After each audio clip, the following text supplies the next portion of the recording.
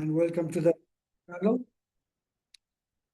Yeah, this is also one kind of disclosure. This session is recorded. It is being recorded, and also it is live streaming through BritainNepal.com. So we have got few journalists as well. I think it is more than one channel is going on live. So that is one disclosure. And Dr. Sharma, Hem Raj Sharma is basically senior lecturer at Liverpool University. He's basically scientist, atomic science is field of study, and more than that, he's been very much involved with the diaspora activity, and very much from the beginning of NRNNA, he's very much active in non-resident Nepalese welfare and helping us, I would say us as NRNNA, through the policy and intervention from the government side as well. Next, Mr. Vidyavaridi Sigdal. We had published Mr. Tim Gocher, who is CEO of Dolma Impact Fund. At the moment, he's flying because of this air space chaos. It was not sure earlier. Now, team has kindly introduced Vidyavaridi sir, who is a managing director of Dolma Impact Fund itself. So rightly says, team says that he's better than me to speak on this kind of talk show. So he's obviously, he's MD, he's a chartered accountant, MBA, and he's also in the board of Chartered Accounting Council in Nepal, and also board in the Nepal Private Equity Association. Previously, he has been banker, so he's very much right candidate to speak about the investment in Nepal. So we're looking forward to hearing from him. Mr. Bahadur Mishra, he's just been retired only this month or last month. We had met him in Hotel Solti as well. So he just been retired as a deputy governor from Nepal Rastra Bank. He is very much vocal about, and he has delivered so many speeches about investment and specializing in cross-border payment system as well, not only in Nepal but abroad as well.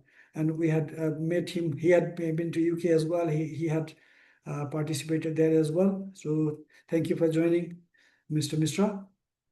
And Ms. Bhawani Rana, she is very much influential and inspiring lady in Nepalese business scenario. So she had been president of FNCCI 2017-2020, and she has also promoted SARC Chamber of Women Entrepreneurs and Women Human Rights Defenders. So many. So he's been very much kind of activist as well as businesswoman. So we are very much pleased to have you here as well. So that is brief introduction. I will just put 1 minute about a scenario about this talk show. We know this is about the investment in Nepal, and we also know that about 26% of the Nepalese GDP is covered by remittance by foreign workers. And at the moment, we have war in Middle East on top of the Ukraine war. So that is another scenario we are doing.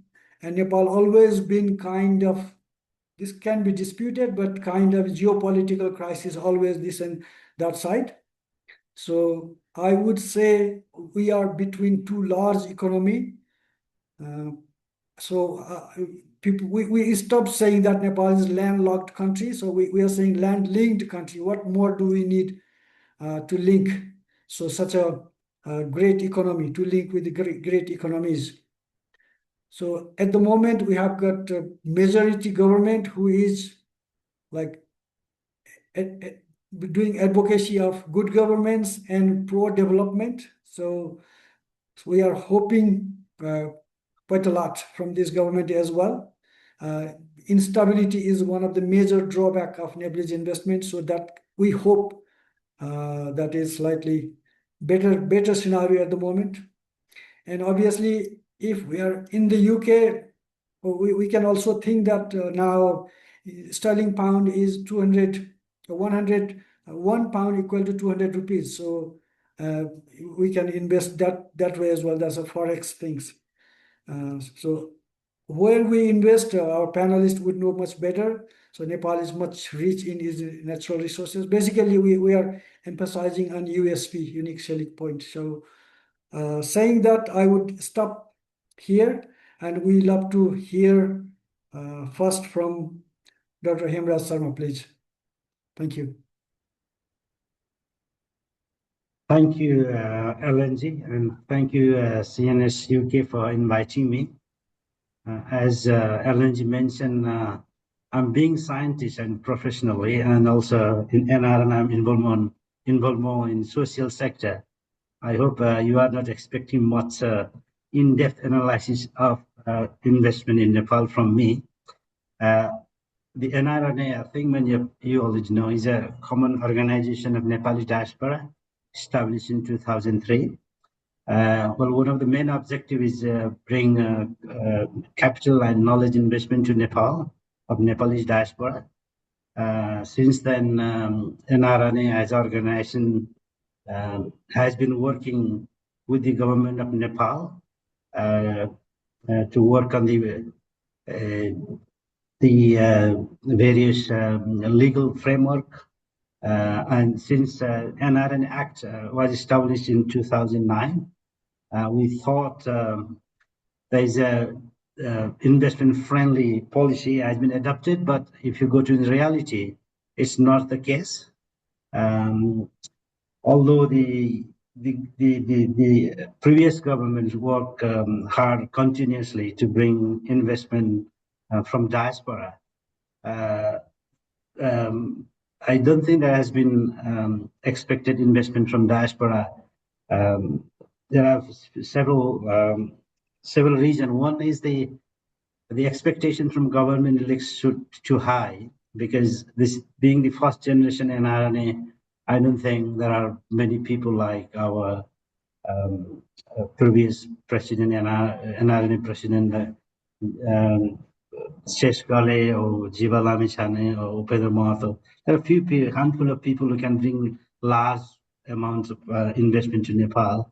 So what we are trying to convince government, there are many Nepalese, about 80 million Nepalese living abroad. If we provide opportunity for the small investor, then we can bring lots of investment to Nepal. But by now, the NRNA, I think LNG knows much better than me. We have to go through the FDI investment.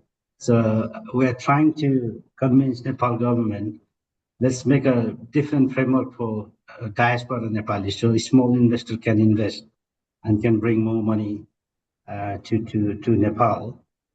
So there are already several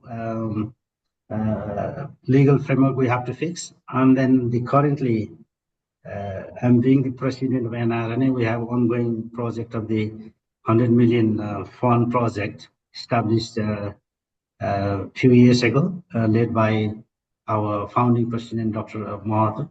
At least we are trying to convince our investor and also Nepal government. There are obviously some bottlenecks still remain, but we met our foreign minister yesterday, and he has promised to remove those bottlenecks.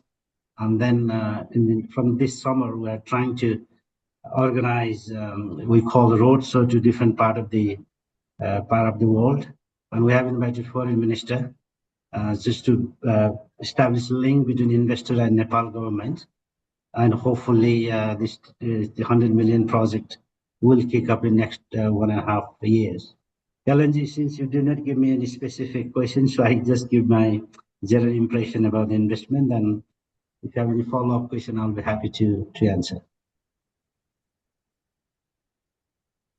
Thank you. Thank you, sir. So I think we will collect the questions later on after all the panel members speak. So next, I request Mr. Vidyavaridi Sigal to enlighten us with wisdom, please. Namaste, and thank you for the organizers for having me here. It's a great opportunity to connect with the diaspora. And what I believe, as the institution that I represent, we have already started working with the diaspora, especially with NRNs. So in one of our project, Pandey and I sit together on a board where he has also invested through a collective investment model that he has already tested I believe in the UK and the Europe market, that we have investment in a solar plant jointly from Dolma Impact Fund as well as from uh, the diaspora Nepali. We have similar company called Fuse Machines, which is promoted by a non-resident Nepali, Dr. Samir Maske, and it has its operations in Nepal and is a NASDAQ listed company. So I believe the opportunity is already there. How we can improve further is through various means and mechanisms, which because of the diaspora's attraction and investment potential in Nepal. What I believe and what could be different from others is we don't have to sell Nepal to a Nepali. You know, that's the biggest positioning that we can do. If somebody wants to invest as a foreign investor in this country, then we have to sell Nepal. Nepal is one of the 50th largest population.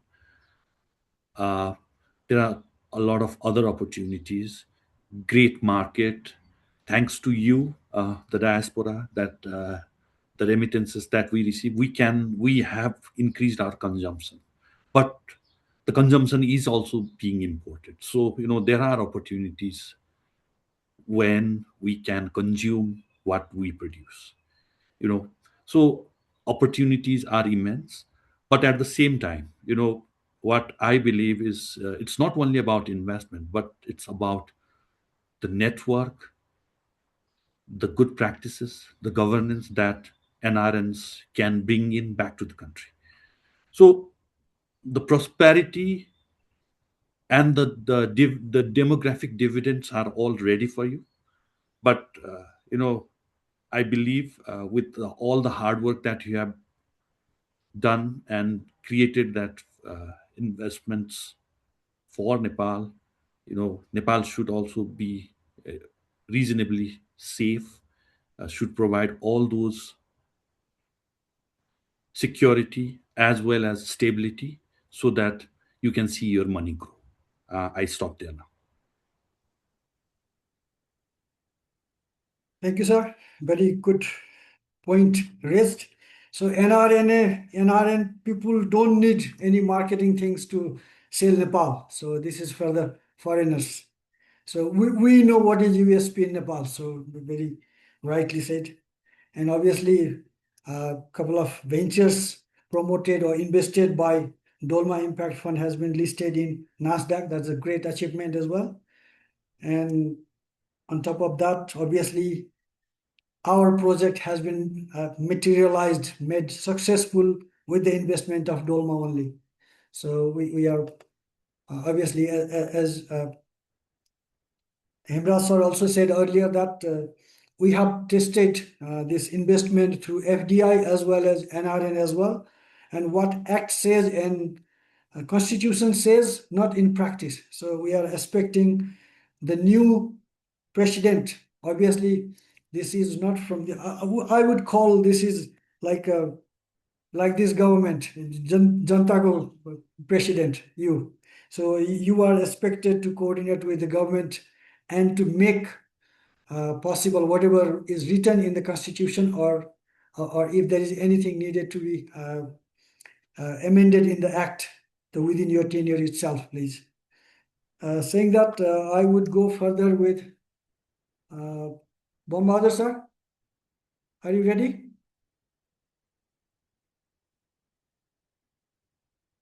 Hello. Yes, Namaste. welcome, sir. Your turn. Thank you. My video is not working. I don't know why. Technical, sir. Technical I'll difficulties. try to share some document, okay? I have a PowerPoint. Okay. How can I do it? Mm, Just a minute. Good. Share.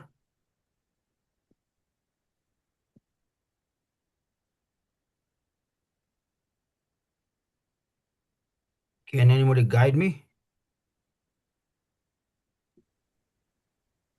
I have a document at my desktop. I'm clicking share here. I'm a little bit share. Okay, no? No? Okay. Yeah, it's coming up now. Yes, yes. No. I want to share the desktop one.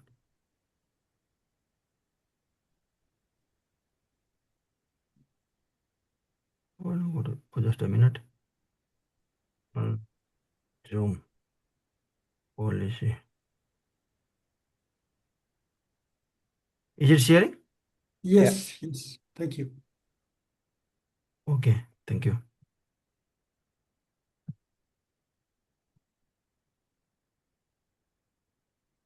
Good morning, good afternoon, and maybe somewhere in the evening also. I have some slides here for this topic, current policy framework and reforms needed for foreign investment in Nepal, especially to the diaspora Nepali. Namaste all of you. And as you mentioned, I'm recently retired, and I would like to talk about the Nepal Rastra Bank perspective and some legal.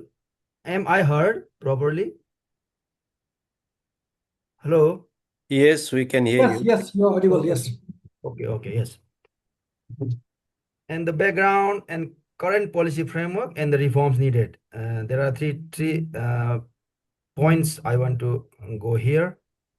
The basic background is there are some laws, frameworks. Recent government has committed a lot of reforms, and now what exactly we are having is we know this Foreign Investment and Technology Transfer 2019. This has been amended, and previous act we 1990, 81, 92, and Private Public Partnership and Investment Act PPIA. We have Nepal Rastra Bank Foreign Investment and Foreign Loan Management Bylaw. This was actually initiated by me, my department when I was in Foreign Exchange Department, and that was issued on 2022, and a lot of amendments, 1, 2, 3, 4, and final amendment we did on December 2025, and that has allowed a lot of easy way of bringing money and taking money out of the country. And this the amendments shown here is the gesture of dynamism in policy of Nepal, but the picture is not encouraging. I have made here 30 fiscal years from 1995 to 2024-25. 30 fiscal year maximum inflow is 19.9, almost 20 billion in 2020. Inflow rupees 12 billion in the latest fiscal year of 2081-82, we can say 24-25. And the next is AFDI realization to commitment. We do investment summit, lot of talkings here, big boards here, and people come around the world and we make a big commitment, but that commitment is almost less than 1/3 of the commitment is this. You can see 1995 to 2020-24, the total year 30 years, 29 almost. Average realization is 31, almost 32 points of the commitment made. This is a FDI data. And regarding this GDP comparison is this left hand side, this is on the decimal point. This is almost discouraging. Highest foreign investment to GDP ratio is 0.58% in 1996-97. That was long back. And now this year 0.2% only of the GDP. And this is encouraging. The data here, the accumulation of net foreign assets in Nepal is very encouraging now. We have almost, as we can see in the cursor, left hand side, just a minute, left hand side, 3,500 almost billion is the FX reserve for in Nepali rupees. That is due to kind of depreciation of Nepali rupees also. If we talk about this US dollar term, that is also encouraging, which is around 23-24 billion dollars. That is now foreign exchange reserve adequacy, the coverage of goods. This we have a lot of 18 plus month of foreign exchange reserve that can be imported with the reserves we have. Now, coming to the current policy framework, the next point is approved through online portal. We have changed the regime totally from, we talk about the 6 years back, then compared to now. The processes required in Nepal Rastra Bank side has completely changed.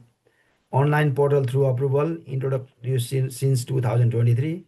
Revised, 7 sectors, 102 subsectors. Previously it was 7 sectors and 60 subsectors only. No upper ceiling. Before, previously it was 500 million rupees only. Now automated route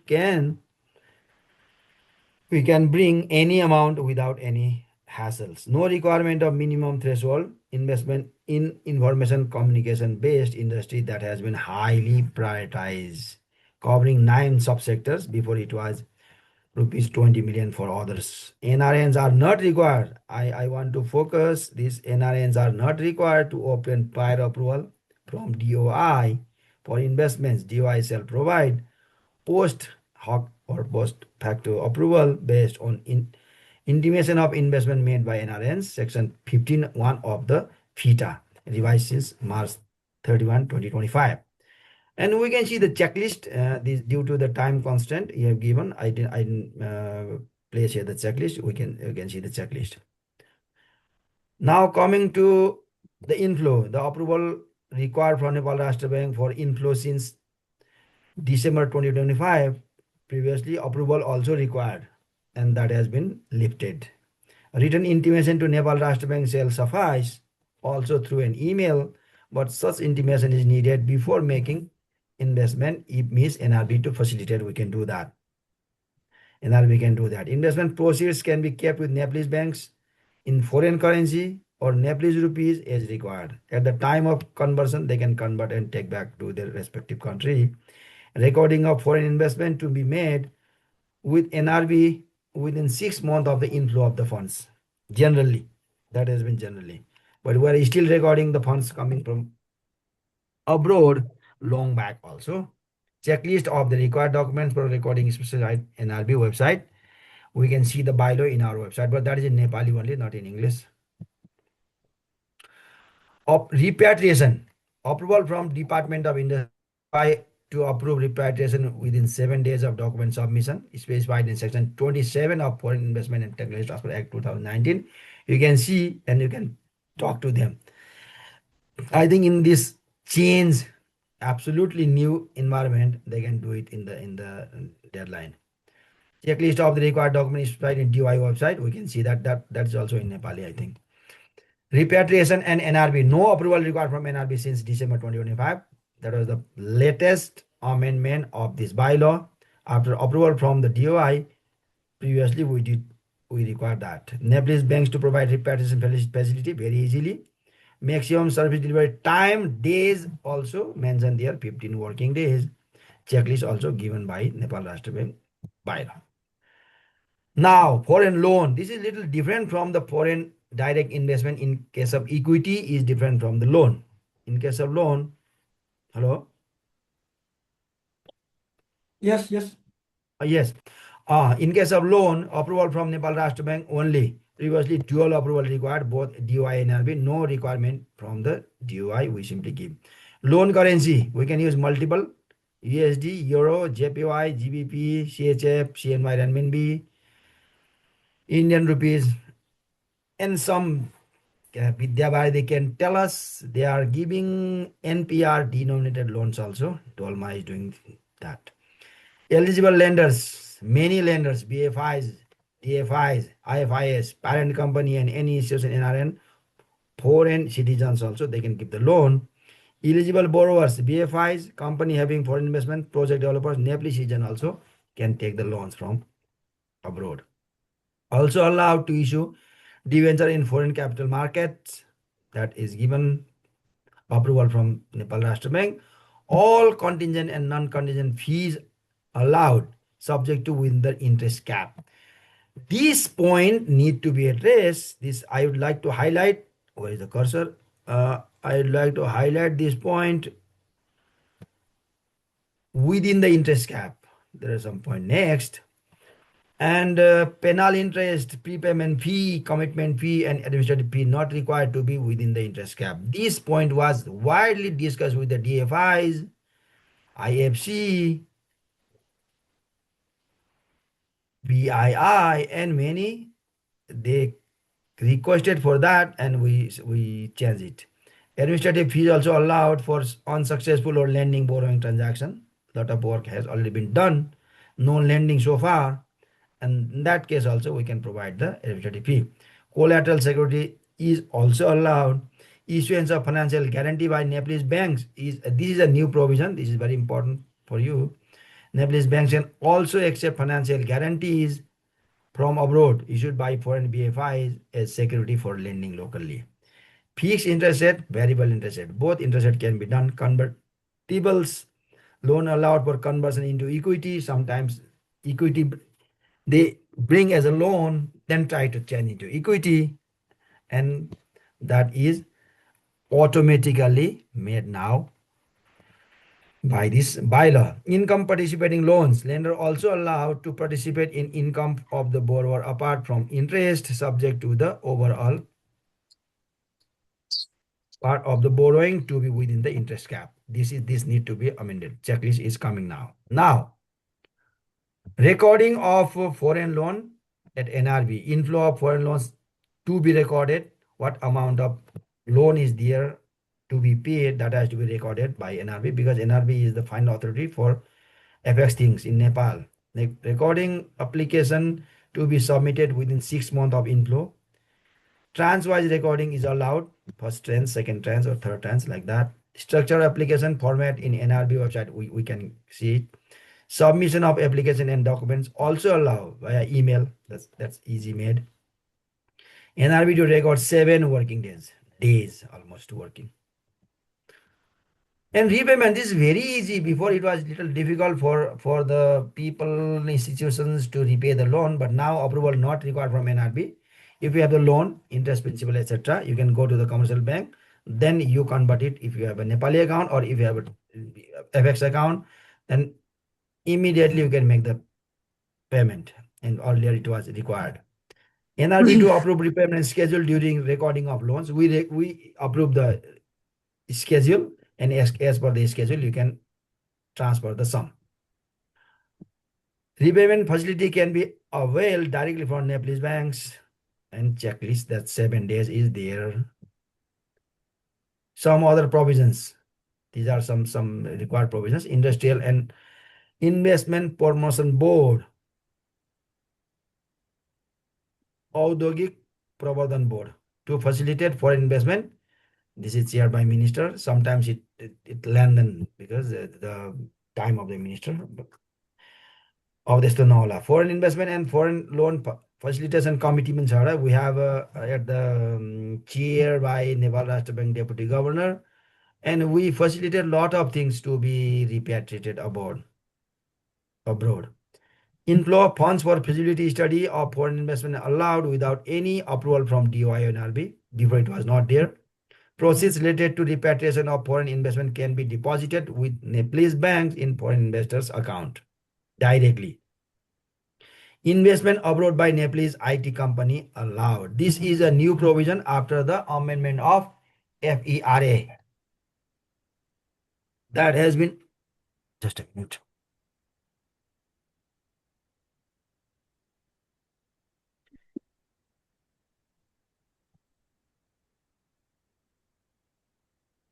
Sorry.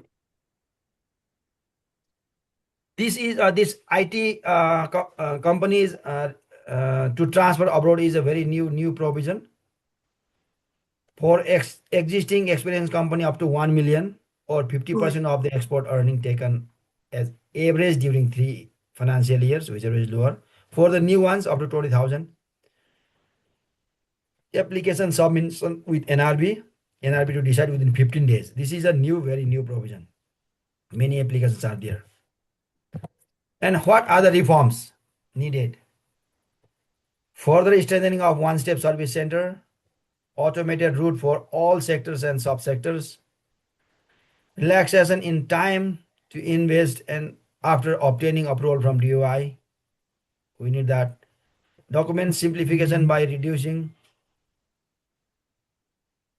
the list and duplicated documents, portal-based application and document submission at NRB, further incorporation by hybrid or mezzanine instruments and relaxation in interest cap. I mentioned before also, there are some caps, but we need to take off the cap.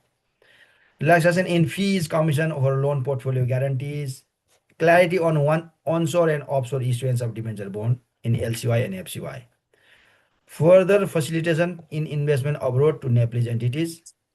As the reserves increases, we will be able to address this point for the facilitation. Removal of recording requirement. What may be the substitute? Real-time or non-real-time reporting through Nepalese banks inflow. And the honoring service delivery deadline as mentioned in legal documents, 7 days, 15 days, etc. This is the honoring. This has to be done. I would like to stop here. If any question, remarks are there, I'll be happy to answer. Thank you. Thank you, Pandey. Thank you, Bamsar. Thank you very much for sharing such a useful data. And from inside the rules and regulation and bylaws, I can see that still there are some way to go. There are some long way to go. As you have rightly indicated, some of the reforms needed. And also encouraged to see that your FITA amendment on 31st of March itself, which is very much encouraged, and that I think that will help a lot. Regarding repatriation, as an investor, we didn't have any issue in the past as well. We had issue on investment rather than repatriation. So I hope new reforms will address those issues in future. So if there are any, I would request the panel member itself to raise any question if you have among the panel members as well. So without further ado, I would like to request our next speaker. Just a minute, Pandey, just a minute, 1 minute. These reforms needed, I have put some of the points here as far as I know, with an experience of dealing with the people and institution here and DFIs like that. If you have any points to mention in addition to these points, please comment on the comment box. Then I'll add and I'll send it to so far as I can do. Thank you. Great. Thank you so much. Pandey sir, excuse me sir, I have a little bit query there with the sir. And there is that please. one is.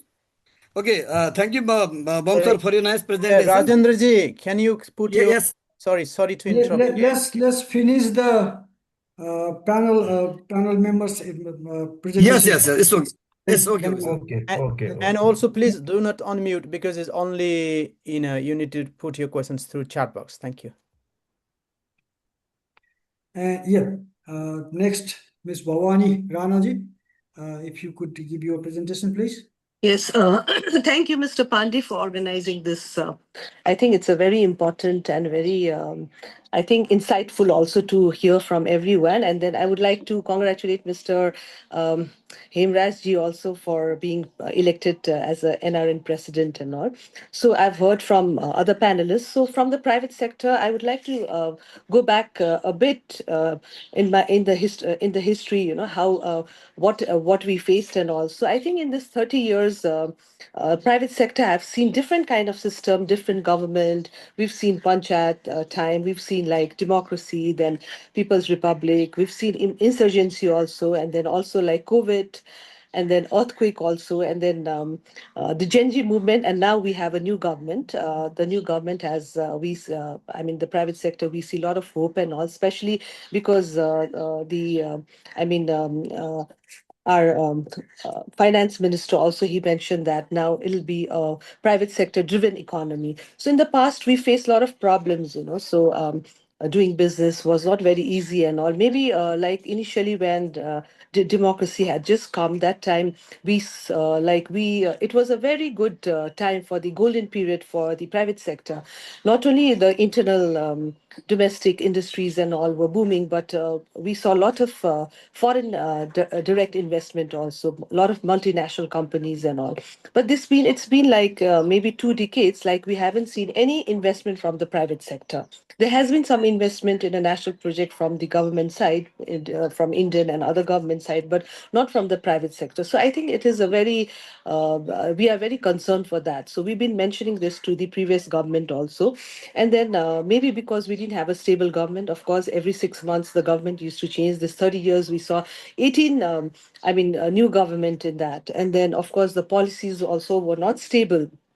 And then so people couldn't invest, and even like foreign direct investment was not much seen because of all these, and of course good governance, and then there were a lot of issues.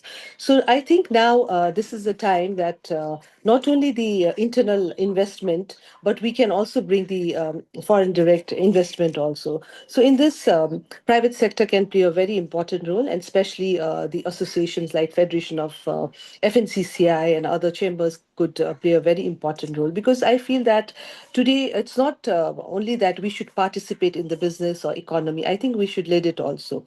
And then we have to work very closely with, of course, the foreign investors, diaspora, of course, NRN also.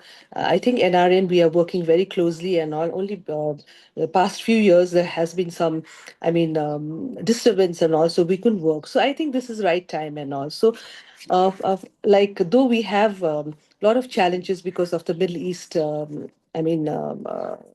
tension and all.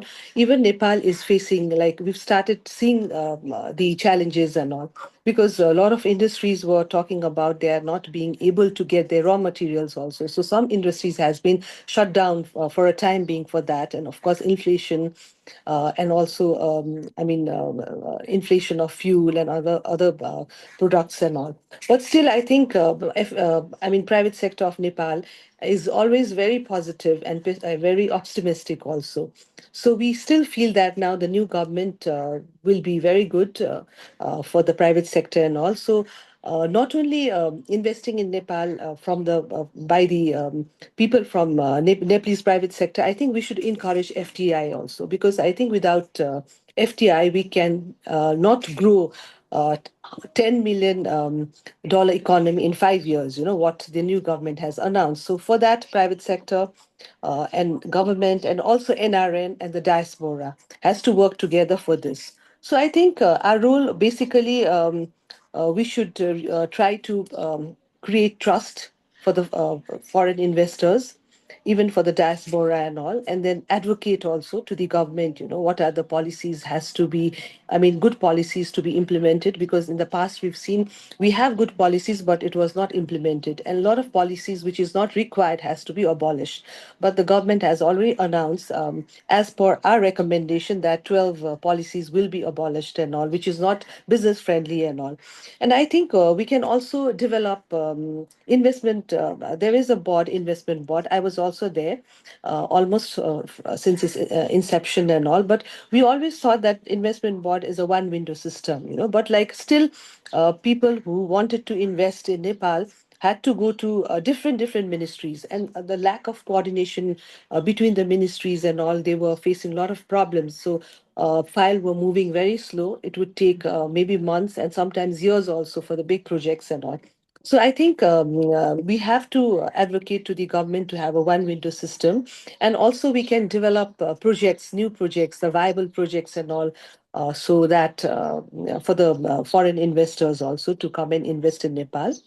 And of course, like policy advocacy and stability is a very important thing, because we've been working for that. Now I think the policy should be very stable and all. We can even facilitate in joint venture facilitation also. We can also have bring them as equity partners. And then what I see is there's a big gap in technology transfers also. So maybe we can bring new technology, and then we can share the risk framework also, and also like there are sectors like very prominent sectors where like the foreign investment can come and work and all. So I think we all know that hydropower and renewable energy is one of the very attractive investment and all. So another, I think 10 years, we are going to make another 10,000 megawatts. So we should not only think of exporting in India and Bangladesh, but through this BIMSTEC and all, we can even export in the region also. So that is also one of the very prospective sector I've seen. Another is infrastructure and connectivity, because when we talk about tourism, when we talk about business promotion and all, infrastructure is one of the sector which really constraints for the business people and all. So that's why I think there are a lot of opportunity to invest in infrastructure, and the government also has given a higher priority for this, like roads and tunnels, logistic hubs also, urban infrastructure, and even like airports and all. So I think these are the area where we can bring investment also. And of course, tourism and hospitality area is another one. We have tourism being one of the very important sector for Nepal, but still we don't see that high clients of tourism, high end of tourism. We see very like basic one, So maybe we need to invest in big hotels and all. And I think one of the future destination can be Nepal can be a future destination if we can really promote spiritual tourism also. So for that, I think there's a lot of opportunities also to do that. But for that, of course, infrastructure and then airports and all these things has to be mobilized a bit. And another sector, IT sector, digital service is also another sector. Mr. Bahadur from Rastra Bank also, he just mentioned, like how even Rastra Bank is making little easy, policies to take back the money invested in IT, or you can even invest in outside Nepal also. So IT sector also, I've seen a lot of perspective, because a lot of youth are also involved in this. Another very important sector is agro-processing, because we have high value crops also and herbs also, but we need to develop processing industry, not export the raw forms of our natural resources, but I think we need to add value. So I think processing industry is very viable in Nepal. So I've been always advocating and then talking to the government people also. We have like 7 industrial park in 7 provinces. So, but it's not really, we haven't been able to use that industrial park also. So maybe we can bring investors from India also, from other countries also, so they can come and invest and develop that industrial park also. In a boot model, we can work and all, so that we can export our resources like agro processing and other things to India and China. So a lot of industrial park are joined to the border of India. So they have so much of population, so we don't even have to go to other third countries and all. So these are the areas where we can bring the foreign direct investment, and manufacturing of light industry is also another area that we see there's a lot of perspective also. So I think Nepal's strongest opportunities lies where natural advantage meets market demand, energy, tourism, digital service leading the way. So I think for these things, private sector and the associations are ready to help foreign investors and all. We also lobby to Rastra Bank also, for the repatriation thing. So now it's been a little easy and all, but still, I think this is the area where we can support, and also we can leverage regional platforms like BIMSTEC. BIMSTEC Chamber of Commerce also we are planning to develop that. So through that we can lobby our own country's government for that, and of course work very closely with NRN of different countries and diasporas also. So I think I had to talk about these issues because you have given me two questions like what are the sectors more viable in Nepal and all, and what can private sector and the federation can help to facilitate. So I think this is it, and then I'll come back after I get some questions. Thank you, Mr. Pandey. Thank you. Thank you very much. Yeah, very rightly said that. Regarding new projects, I just forgot to mention one thing.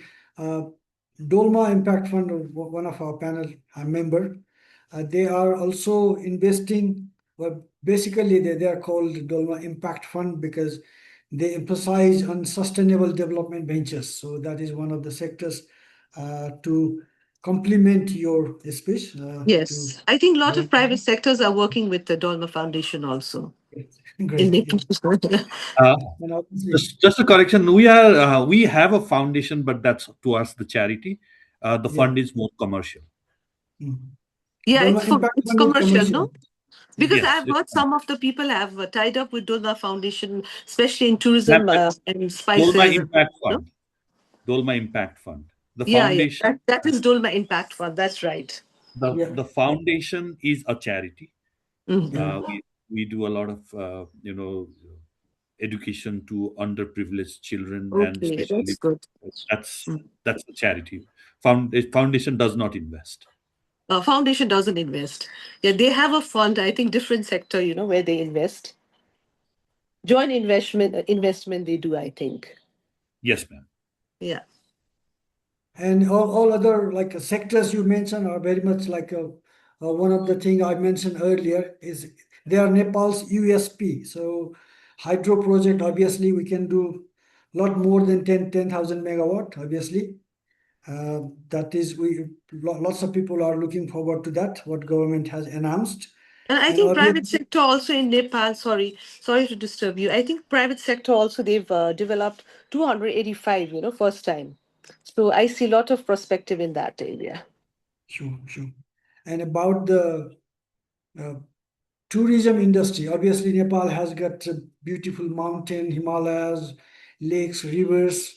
So that is our USP. No one can take it from us. So obviously we have to explore that. We know you are one of the hoteliers, so obviously we need to invest in quality hotels in different area and connectivity to like Rara Lake. There's very poor connectivity, so that kind of things has to be explored.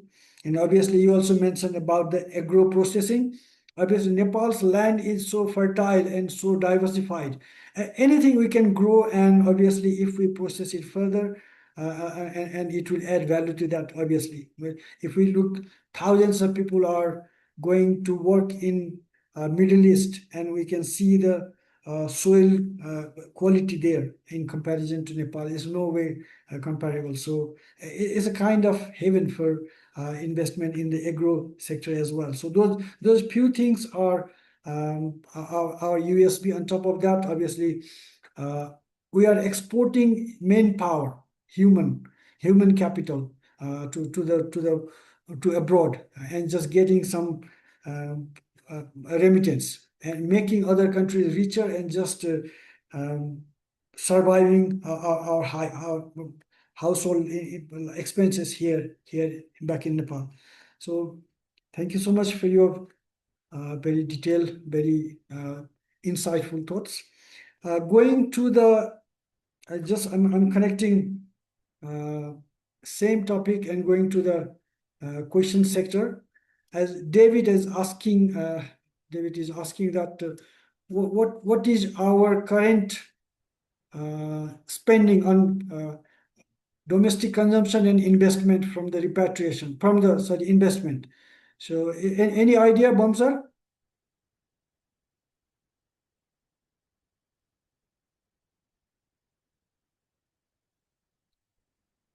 Hello, Bamsar?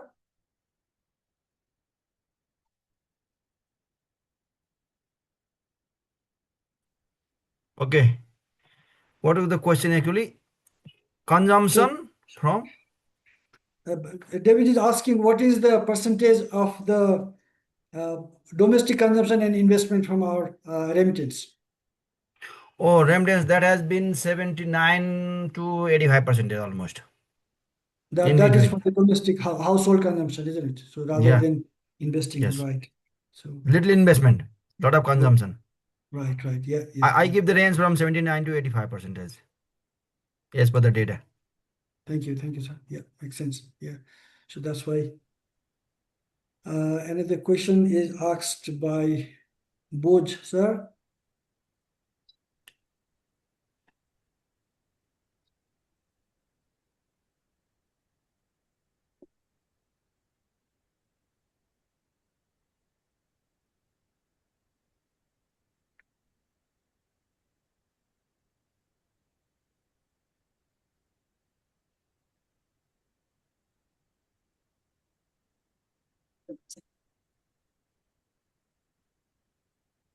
I missed it.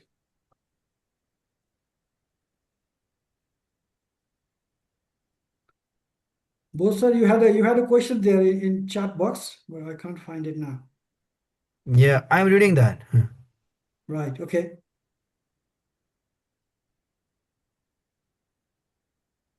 I've answered this question to both sir about this cooperative frauds and etc.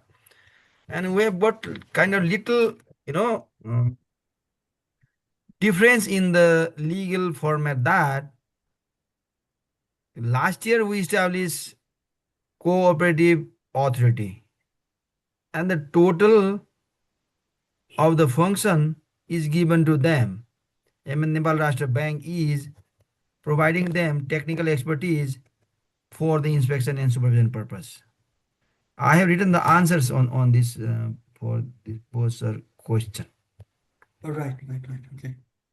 And I think you have But responded to directly we cannot punish them or like kind of things like that.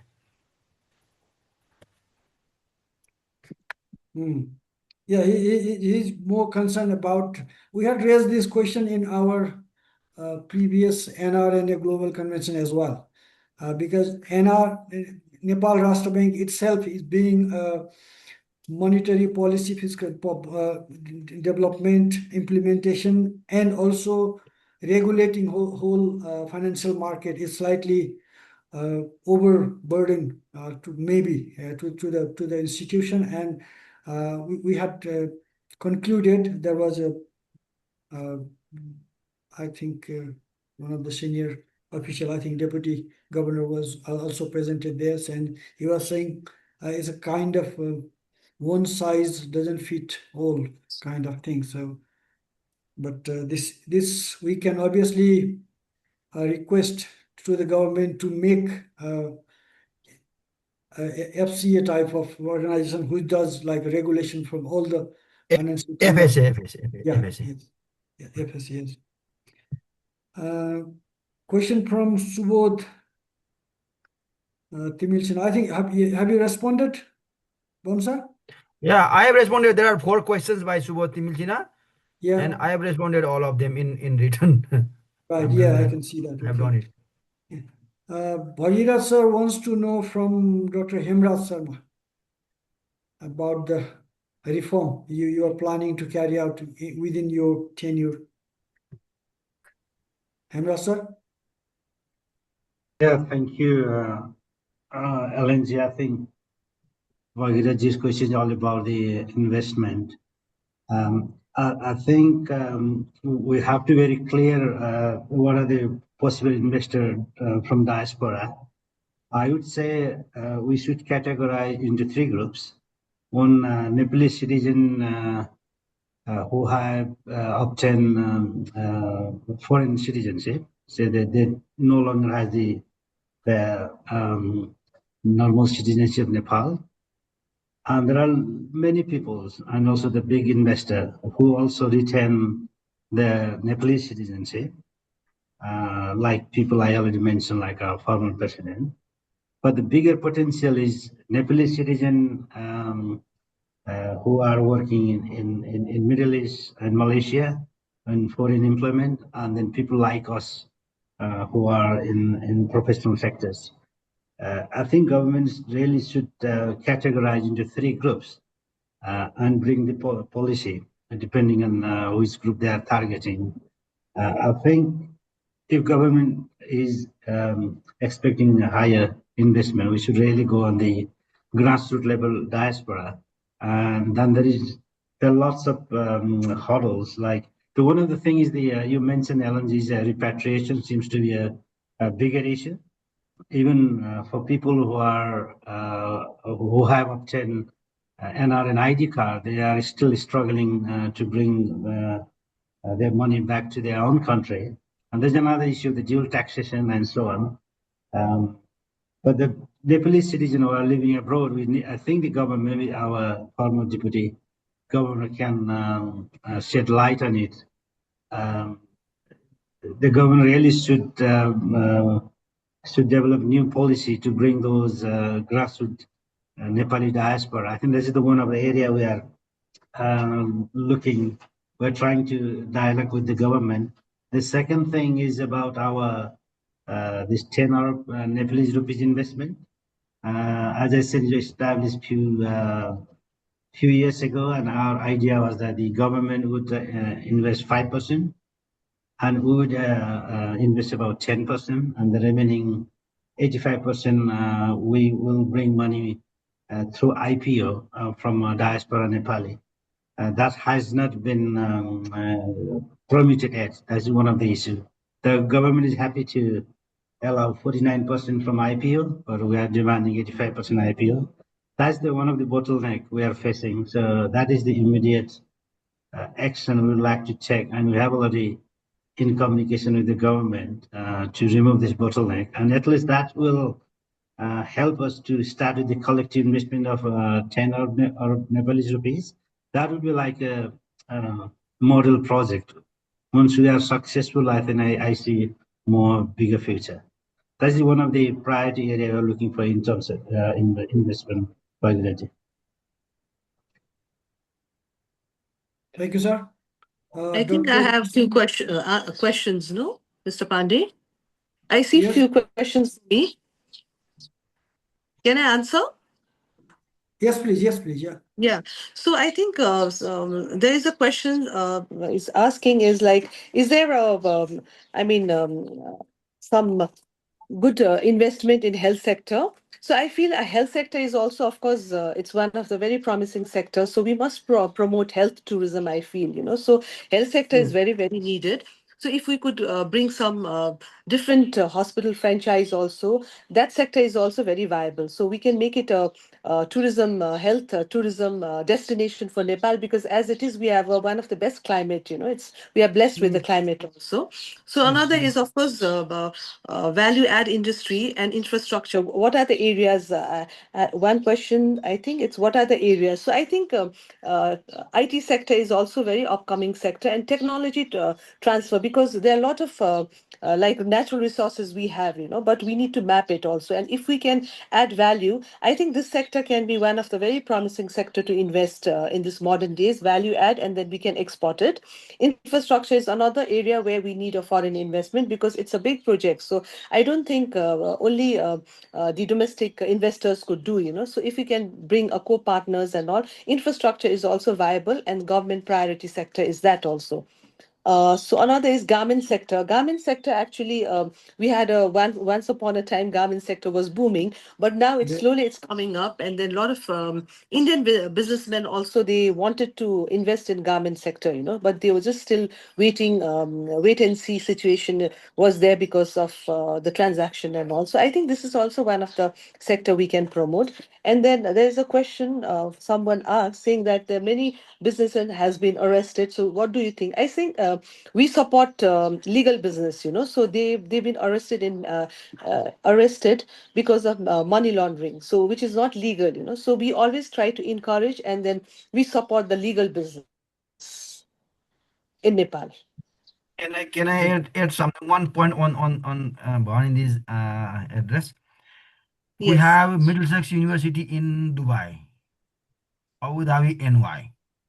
This hot temperature of 50 degree, our children they are going there and studying. Why don't we make a collaboration with, suppose for example, very simple university, Metropolitan University, London, to like pickle. Can we imagine the temperature and the landscape? The children can study very properly.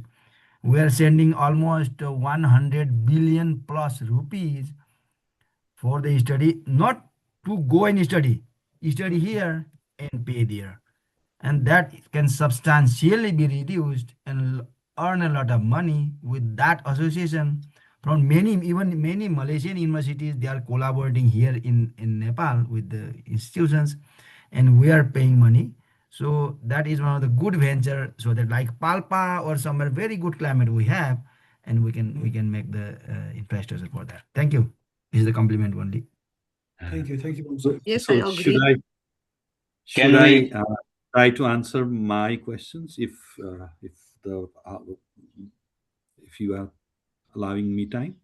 Yeah, Vidya sir, I also wanted to direct you another question rather than it was asked to Bom sir, but it's Dr. Narayan Kanal is asking how to get the profit from the investment. So I think it's more related with you rather than Bom sir. So if you can. Yes, I can't answer that question actually. He Yeah, will answer. yeah. He's making money. Yeah. Please. Yes, Vidya sir, yes. So I think I can start from the question from Ramesh and Lakshmiji. Uh, uh,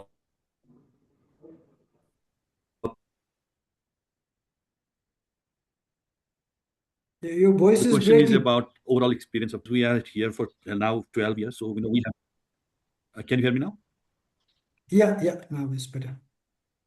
So Dolma has been in investment for 12 years, and this 12 years has been the most remarkable one.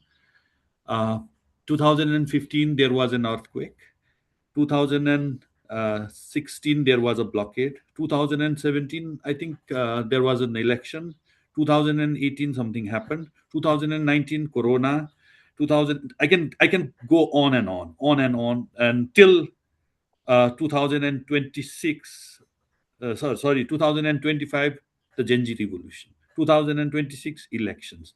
So we do not have normal years, or we do not have consecutive normal years in Nepal. And what is really important for businesses to thrive is really uneventful and very normal years. Nothing happens. That's the best year for business. So our experience has been a mixed bag of all these things. We have been battered. We have been battered bad, as we have been portrayed as like the tax dodgers and whatnot. We have been given all the good things also. So the companies that we have invested, we have IPO'd and listed two of those companies. We have moment of glory, like a Nepali bred Nepali company listing in Nasdaq. We have the experience of so many firsts. The project that Pandeyji and we invested together was the first grid connected commercial PPA for solar in Nepal.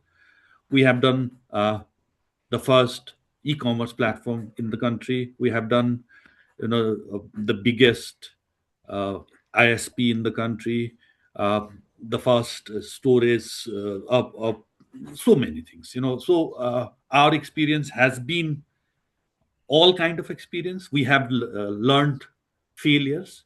We have celebrated glory, success.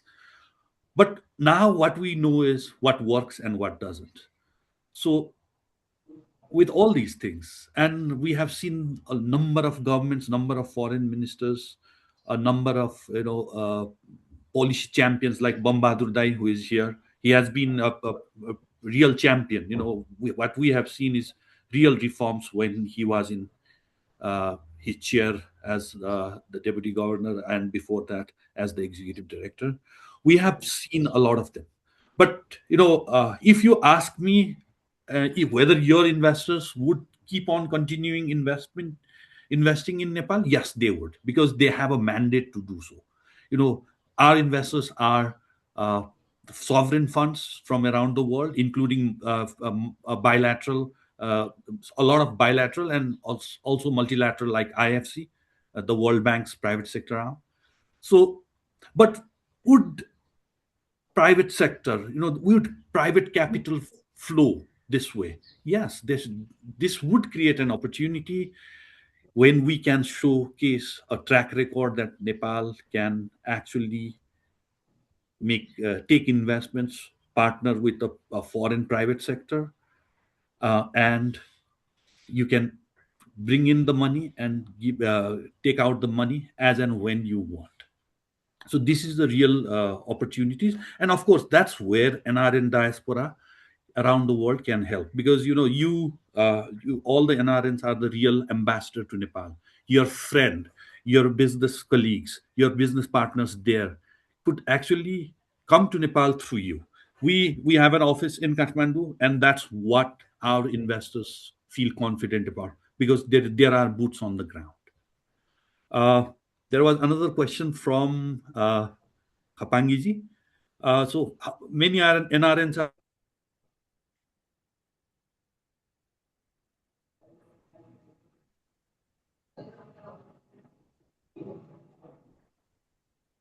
think the biggest contribution for your knowledge to companies. Second, your network. How if we are producing here, can it be consumed in the country of your residence? Can we export Nepali goods? Can we export Nepali services? We have to compete with all of the rest of the world, but that's a possibility. That's through the network, your experience in managing those things, and of course the biggest and the most needed is investment. You can invest in Nepal. And while saying so, what I believe is, we don't need a lot of regulatory hassles that you need to deal in Nepal, because the countries that you are in, if it's in UK or USA, the corporate laws there are highly flexible. Why don't you do those things? The collective investment vehicles can be set up in UK or USA or other places very easily. So I don't think you need to rely on and lobby to change Nepali regulations. Just do it there. Just bring it as an investment in this country. You can pool the investment on your place, and it's much easier. You can take all the support. You can then remit in US dollars or the exotic. You don't need to rely on the exotic currencies and the risk. We can figure out all those things, but it's much easier doing the business there. So you can leverage that opportunity, those compliance framework.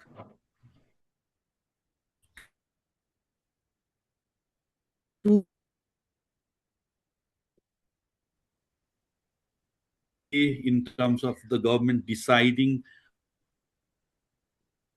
is valid for investment, which was valid during the investment, is valid to take out to give the privilege of the treaty, but then now the case is sub judice. So some hiccups. We believe the courts here are fairly learned, and they would judiciously decide what is the right thing, because but the case is already sub judice. I cannot explain much, but it is about a treaty, whether Nepal need to uphold a treaty or not. Yes, these legal developments would seriously affect the investors' confidence,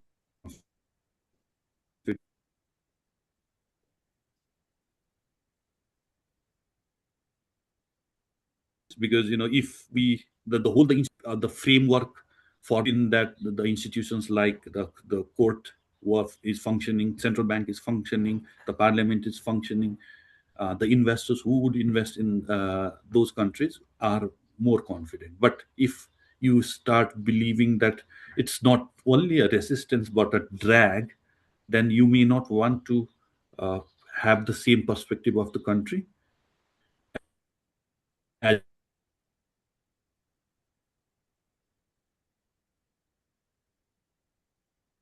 you need to give the confidence that the country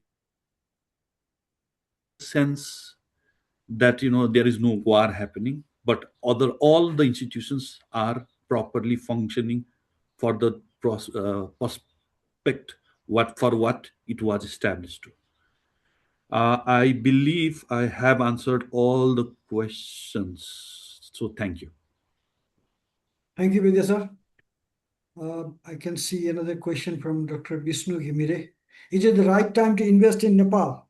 It looks like, obviously. It is always the right time to invest in Nepal, and especially for NRNs, for a very simple reason. You could see, if you are in any of the developed countries, you could see what gaps are there.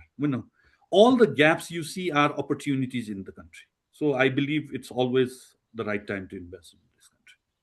Yeah, on top of that, we have got stable government now, and they are advocating about the good governance as well. And obviously, Nepal has always been fertile land. Nepal has got only one way to go.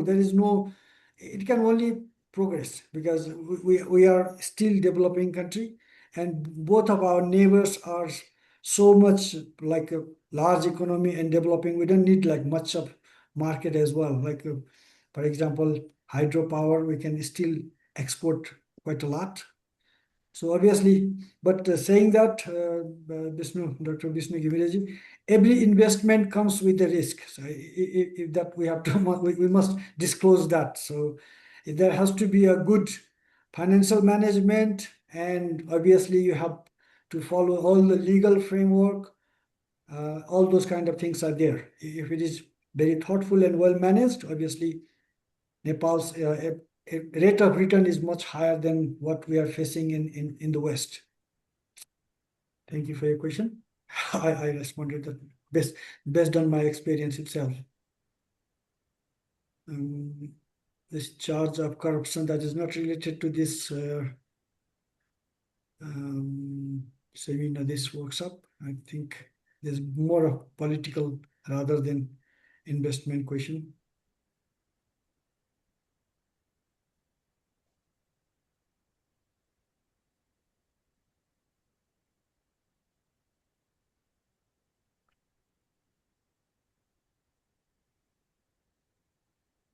There are some comments as well rather than questions. So thank you for your input. I would say that. So obviously, another question by Bhagirath sir to Bomb sir. NRN invest in Nepal citizenship allowed legal concern. I think that was covered in his presentation as well. Yes, I have covered that. Actually, I've written that also. And there was another question about, is there different interest rate for the NRNs? As an NRN, we are investing here as well, and obviously we have recently taken some loan from a commercial bank as well, and we have not felt any special consideration in terms of rate of interest. Equal treatment, that is the equal treatment basis for. Yes. If equal treatment is there, that should be welcome. Yes, that's what my experience also says that. Yeah. Not a negative kind of discrimination, but equal treatment is a way of making the people shame. We want to be shame, no? Like we are Nepalese and we want to invest here, take the money back when we need. That isn't totally given. But the question of equal voting, etc., is not our perspective. So as of date, my opinion is, one NRN can bring any kind of fund easily without hassle and invest here, make the money their own way idea of making money, but they can take the money back. That is the regulatory requirement and is being fulfilled. Thank you. Yes. There are again going through the comments. Fine, thank you, Yasoda Paudalji. She has given her opinion that NRN not only participate in the investment, but obviously, as earlier Dr. Hem Raj sir said, that it's not only investment for the profit, but obviously it's our home. So there's more than investment we can do here. It's about even with the investment comes with the technology, our experience of good governance and all the system we learn abroad, so that all can be imported to Nepal. So thank you very much for your input.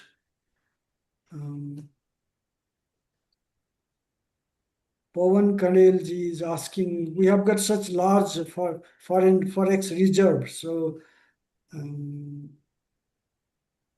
so you have responded that already. Thank you.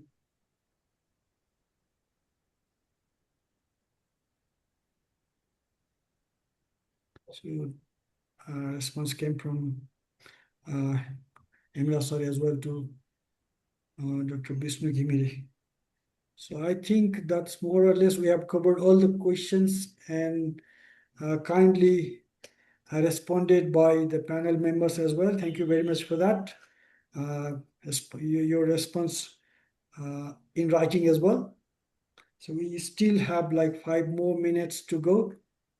So if we have any closing remarks from any of the panel members, otherwise I can close it. If you have left any point to cover in your presentation. Emra sir, anything to add to on top of your presentation? Yeah, nothing really. I think Bahadur sir told me about the repatriation. In principle, in theory, it is possible to repatriate the investment, but I think what we heard from our potential investor is not that easy. And there are some cases, for example, you may remember this Nepal, the collective investment initiated by Jibalami Sanerji about 10, 13 years ago. And there are a few people in Australia and in America, they invested as a company, and they're still struggling to repatriate their money, or they can't really sell their in the market. So I think even though in practice, in law, it seems to be easy for repatriation, but in practice, it really looks to be very, very difficult. So that is one of the area the government has to work on. The another thing, if I'm allowed to repeat, maybe we should really focus on the small investor, diaspora investor. That has a huge potential, and then government should really either take the lead, like a government investment, because the current 100 million project, government has invested only 5%, right? That size helps lots to us, because that's brings more, the reliability to the investor. But if government lead and then bring those small investors that has a huge potential, that's the one area I would suggest NRNA and government should work together. And thank you very much for the opportunity, Ellen sir. Thank you very much. Yeah. Can I just add? Please, yes, I was coming to you anyway. Yeah. So whatever Imranji just mentioned, even I feel that we should also look for coordinating with the SMEs also, because almost 75 economy is covered by them. So there's so many projects, value add industry and small industry, where we could tie up NRN government and even the private sector of Nepal, So as he mentioned, that implementation part is very, very weak. So I hope that new government will have a new way, and then I think new policies also. So implementation will also be easy. So I think we need to support the government and work together also now. Thank you. Yeah. Just to complement to Hem Raj sir, what Hem Raj sir said recently about channelizing the small investor. I used to give presentation in NRN European meetings and even in the global convention that we have got in the UK and Europe, we have got a company called NCI, and we just collect like a small investment from them and invested quite a lot in property in the UK itself. And as Vidya sir said, collective investment in the first ever private sector solar farm as well in Nepal. So that is the way of channelizing the investment. Few hundred members are there, and we are doing very fine. So we are obviously distributing dividend every year and growing the fund as well. So that's the way we are doing. Anything to add from Vidya sir? Yes, I think so. Non-resident Nepali diaspora is the ambassador, the economic ambassador for Nepal. What I believe is if we look into it in Nepal as an opportunity, any gap in infrastructure that you can compare between the country that you are sitting in or residing in and Nepal, that's an opportunity for Nepal. Any business ideas that you are currently using in that country, which is not in Nepal, is an opportunity for Nepal. And probably, with all these things, you may have worked for them, you may have learned it in the work or through your travel or the network. We can all do it in Nepal. And the most importantly, Nepal's we our cost, our cost frameworks are still favorable. We are not an expensive country in terms of labor resources. We are not an expensive country even in terms of real estates. Of course, there is an infrastructure gap, but the gap is not big. If you look into Nepal 10 years ago, we did not have electricity all the time. We did not have good quality internet. We did not have good quality roads. We did not have the basic infrastructure. Today, we have those things. Now, this is the time for all the non-resident Nepali community to look upon how can they contribute in terms of course, money could be one, but can you open up a market for us? Can Nepali diaspora help us promote Nepali consumption? How can we do that? Can someone in Australia or someone in USA or someone in UK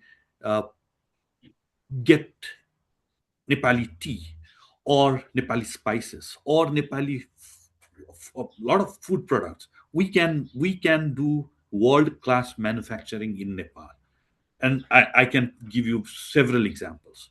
We have infrastructure facility. We can do pharmaceuticals. It may not be like cutting edge patent products, but generic. We can do US FDA quality manufacturing here in Nepal. I have investments in one of them.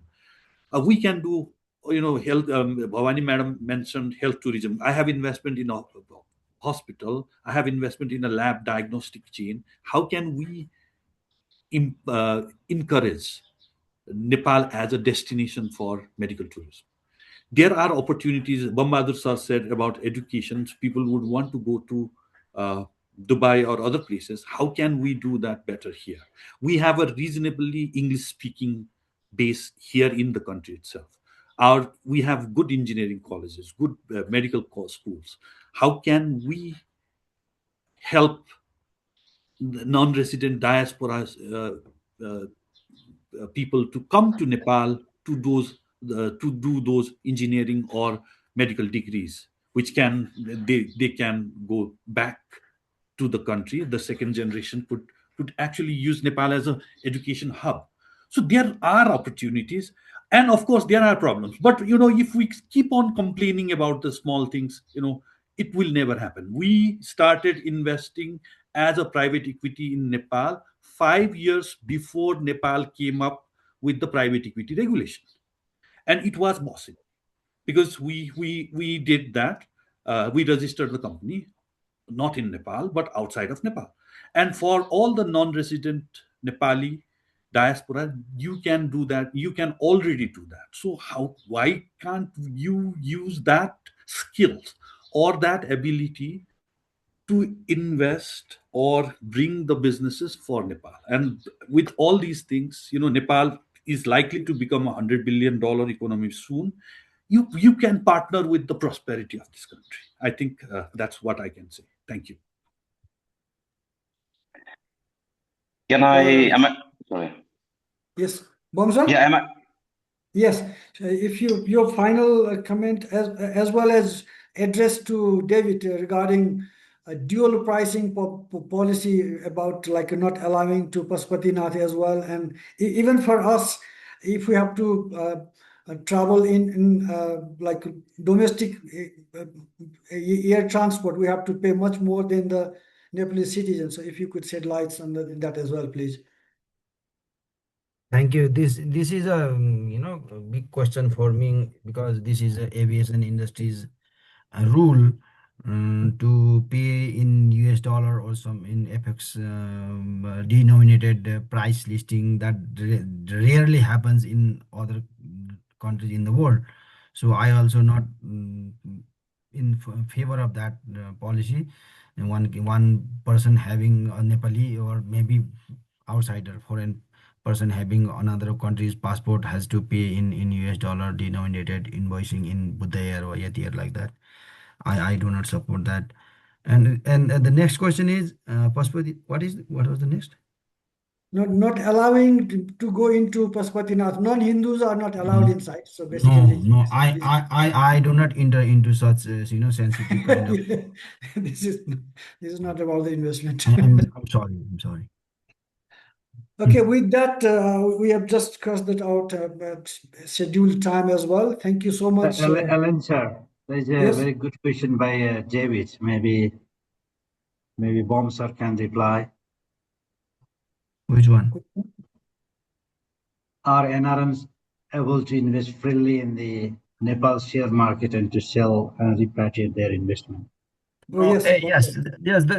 This I can answer this question. The secondary market participation by the NRNs is now kind of restriction, and my opinion will be this has to be gradually open.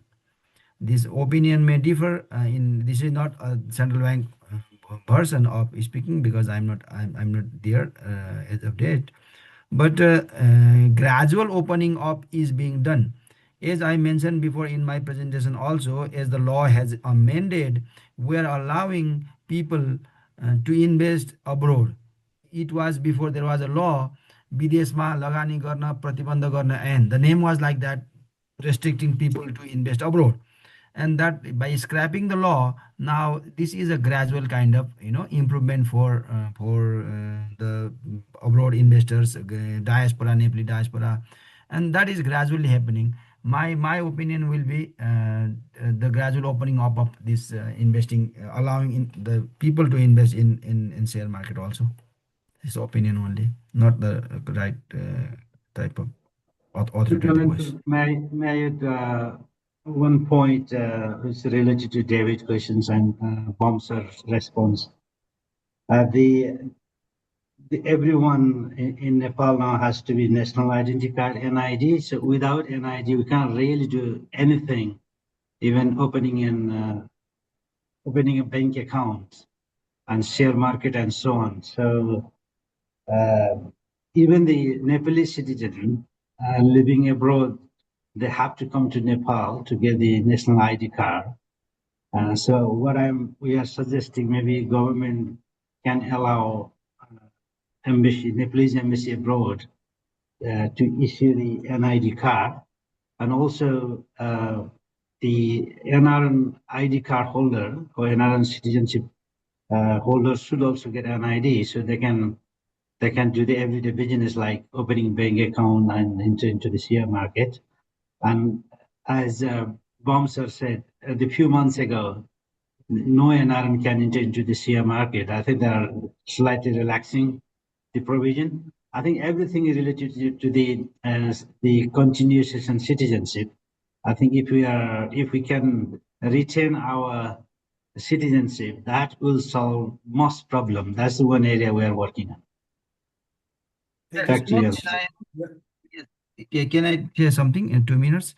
The points raised is very much pertinent that my daughter lives in USA. She is a Nepali, pure Nepali passport holder, and she doesn't have the NID card, and she cannot open her account here.